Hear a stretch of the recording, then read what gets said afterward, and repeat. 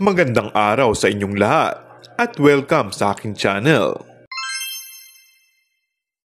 Kung papipiliin daw ng katrabaho ang kapuso aktor na si Alden Richards, ay nais daw niyang makasama si Kim Chiu. Gusto kong makawork si Kim, say nito.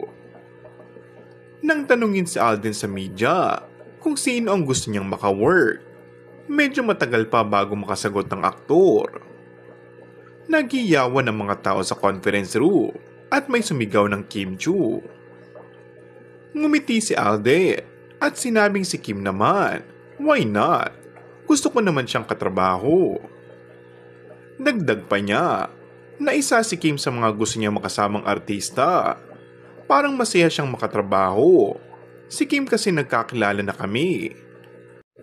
Nang mag-guest umano siya sa It's Showtime, she is trying to transition into a more mature roles. Baka maging bagay ako sa mga proyektong gagawin niya, ani ni Alden. Naku, siguradong maraming matutuwa na gustong makawork ni Alden ang rumored girlfriend ni Paolo Avellino. Kilala kasi si Alden na sa ngayon ay nag-i-explore ng mga artista na gusto niya maging kawork.